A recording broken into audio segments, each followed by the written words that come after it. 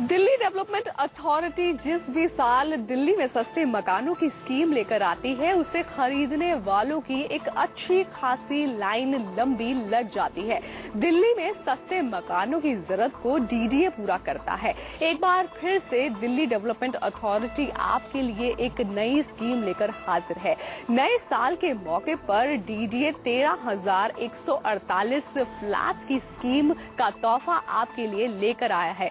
कैसी होगी ये स्कीम और साथ ही इस स्कीम में आप घर खरीद सकते हैं और क्या वजह है कि इस बार डीडीए अपने फ्लैट्स को बेचने के लिए कई नए नियम भी लेकर आया है, ये सब आपको बताएंगे। नमस्कार, मैं हूं शिल्पी डुडेजा, घर एक सपना शो में आपका स्वागत करती हूं। आज हम डीडीए की हाउसिंग स्कीम के बारे में आपको बताएंगे, साथ ही जाते जाते तक हम आज एक सवाल भी सुलझा कर जाएंगे। दरअसल डीडीए की हाउसिंग स्कीम की शुरुआत तो बेहद शानदार होती है, लेकिन अंत आते आते तक इसका अंजाम बुरा क्यों हो जाता है, ये सब आपको बताएंगे। लेकिन सबसे पहले शुरुआत करते हैं और देखते हैं इस बार की स्कीम की क्या खासियत है।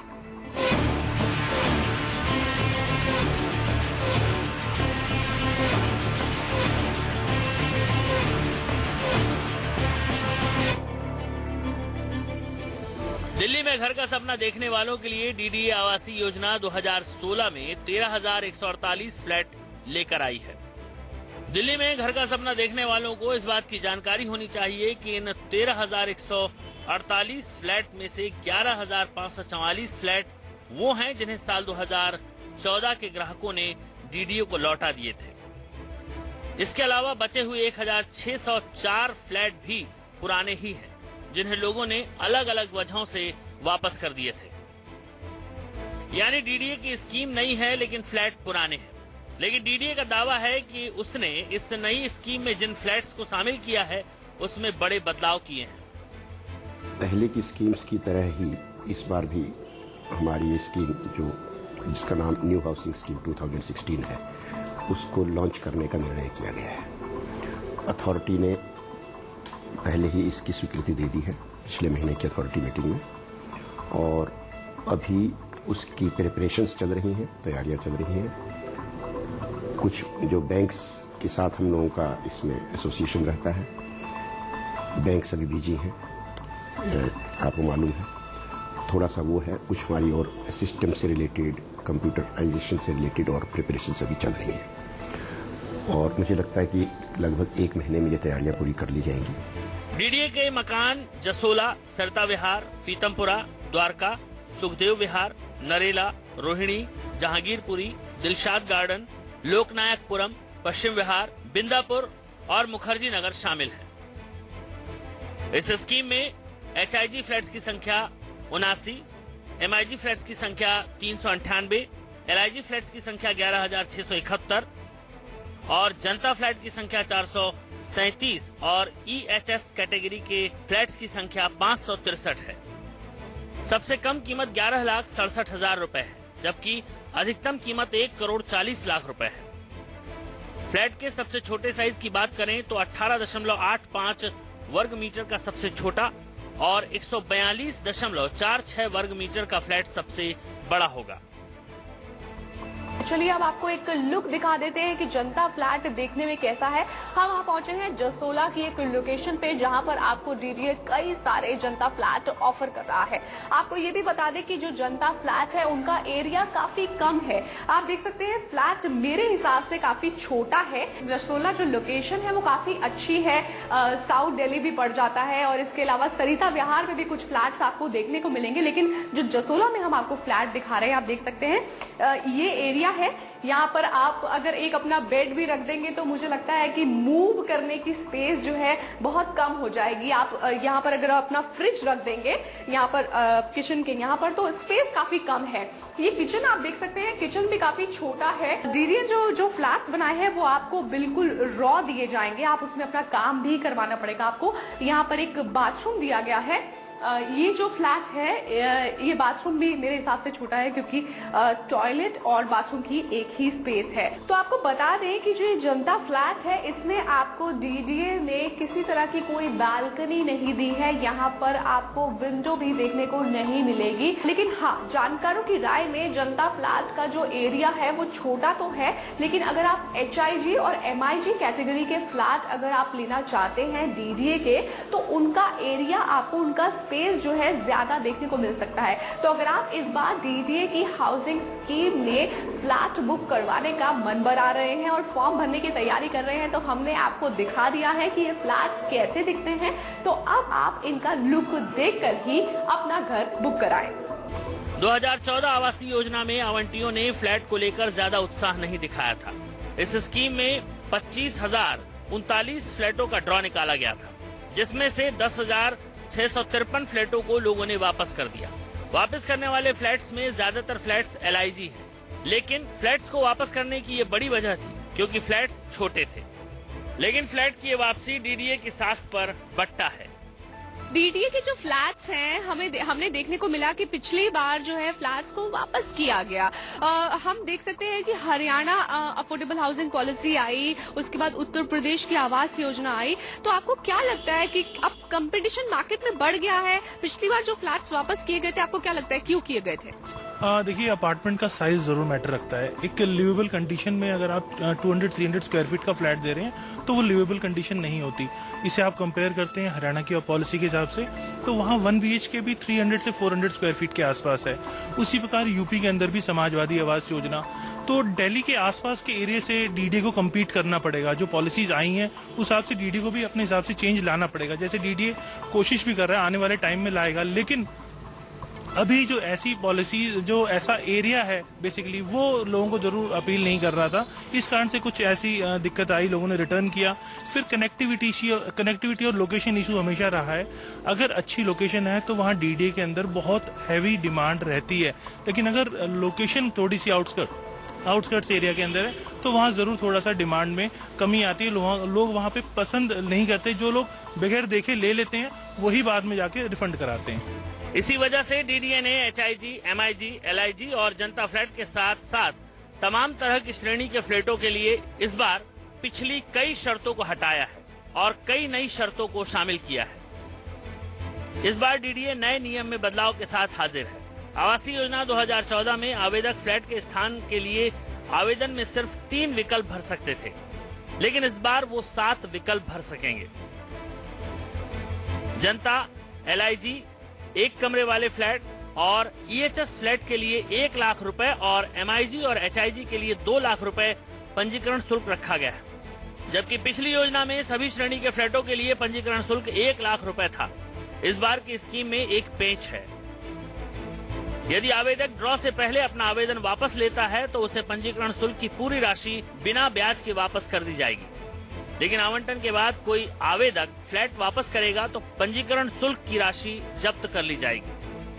पहले एक सरेंडर करने का प्रावधान होता था कि वो एक कुछ परसेंटेज एक पीरियड तक बिना किसी परसेंटेज के कटे हुए सरेंडर कर सकते थे, और उसके बाद फिर 10%, 20%, 25% का अगर उनका रजिस्ट्रेशन अमाउंट हम फॉरफिट कर लेते थे और वो सरेंडर कर सकते थे। तो क्योंकि पिछली स्कीम के करीब 35-40% मकानों को से अबाउट 11,500 मकान सरेंडर हो गए, या लोगों ने छोड़ दिए या पेमेंट नहीं करी तो हम लोगों ने कैंसिल कर दिए। तो ऐसे करीब 11,500 फ्लैट आए जिसको हमें दोबारा से अभी बेचने के लिए स्कीम में डालना पड़ रहा है। दरअसल ये शर्त असली खरीदारों को आकर्षित करने के लिए लगाई गई है। एक बात और इस शर्त में शामिल है, वो ये कि 5 साल तक फ्लैट किसी और को नहीं बेचने का प्रतिबंध इस बार हटा दिया गया है। डीडीए के मुताबिक इस प्रतिबंध की वजह से कई आवंटियों ने फ्लैट वापस कर दिए थे, इसीलिए इस बार इस तरह का प्रतिबंध नहीं लगाया गया है। पिछली बार 5 साल का लॉक इन पीरियड रखा गया था कि जो अलॉटीज है वो अपने फ्लैट्स को 5 साल तक नहीं बेच पाएंगे। इसके साथ ये भी था कि 10% पेमेंट भी वो हमें 5 साल के बाद करेंगे और कन्वेंस डीड वगैरह 5 साल के बाद एग्जीक्यूट करेंगे। इस दौरान ये देखा गया कि काफी लोगों से ये प्रोटेस्ट आया और सजेशंस भी आए कि इस चीज की आवश्यकता नहीं है। उस चीज को भी ध्यान में रख करके हम लोगों ने एक तो ये 5 साल का लॉक इन पीरियड का क्लॉज हटा दिया है। नोटबंदी का सीधा असर प्रॉपर्टी बाजार पर देखने को मिल रहा है। प्रॉपर्टी एक्सपर्ट्स की माने तो रियल एस्टेट बाजार में कीमतों में 25 से 30% तक की गिरावट देखी जा रही है। अब इसका सीधा असर दिल्ली डेवलपमेंट अथॉरिटी की स्कीम पर भी देखने को मिल सकता है और इसकी चिंता अधिकारियों के माथे पर साफ दिखाई दे रही है। चलिए अब आपको एक स्टडी दिखा देते हैं कि डीडीए की हाउसिंग स्कीम में निवेश सही है या फिर आप बिल्डर का प्रोजेक्ट में घर खरीदें। नए ग्राहकों को पुराने फ्लैट बेचने की चुनौती इस बार डीडीए के लिए सबसे बड़ी है। नोटबंदी का भी असर है, लेकिन घर की छत और कम कीमत के चक्कर में डीडीए के फ्लैट्स हमेशा से लोगों ने पसंद किए हैं।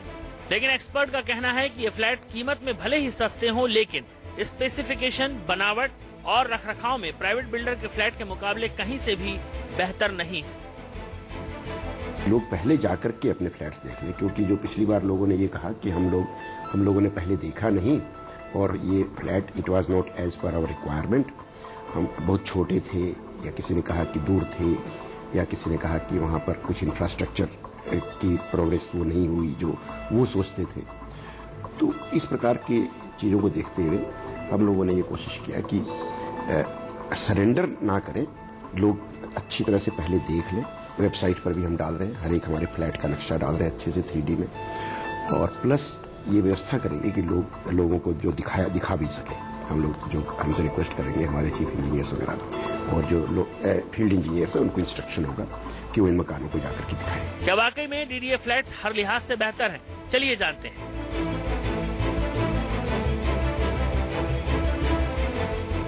ये प्राइवेट बिल्डर के फ्लैट्स हैं और ये डीडीए के फ्लैट्स। दोनों फ्लैट्स को देखकर आप अंदाजा लगा सकते हैं कि रहने के लिहाज से कौन सा फ्लैट बेहतर है। डीडीए के ज्यादातर फ्लैट्स की हालत कुछ ऐसी ही है।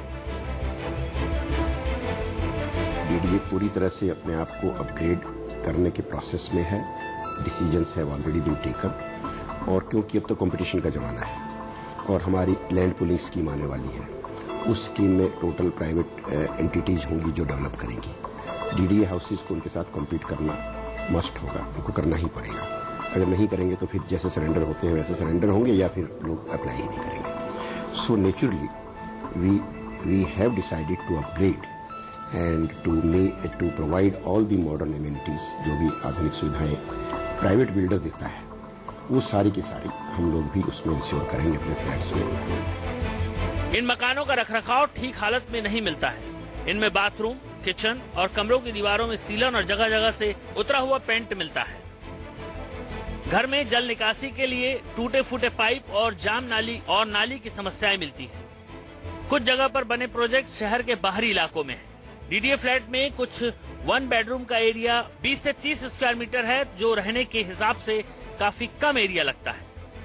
कहीं कहीं मकानों में बिजली और पानी की समस्याएं भी मिलती हैं। इन प्रोजेक्ट्स में पार्किंग की गंभीर समस्या होती है।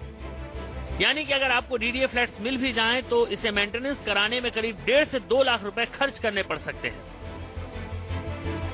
लेकिन इन समस्याओं के बावजूद लोग डीडीए फ्लैट्स क्यों खरीदना चाहते हैं, इसकी भी कई वजह है। पहली तो ये कि दिल्ली में नए मकानों की सप्लाई बहुत कम है। यहाँ 100% मांग है तो सप्लाई 30 से 40% है। लोग एनसीआर इलाकों के मुकाबले दिल्ली में रहना पसंद करते हैं। दिल्ली में सस्ते मकान नहीं हैं, जबकि डीडीए फ्लैट्स की कीमत बाजार भाव से 25 से 30% कम है। वहीं बिल्डर फ्लैट में आपको रहने लायक एक फ्लैट के अंदर अच्छा एरिया मिल जाता है। बिल्डर के फ्लैट में आपको पार्क, जिम, क्लब, स्पा जैसी कई एमिनिटीज भी देखने को मिल जाती हैं।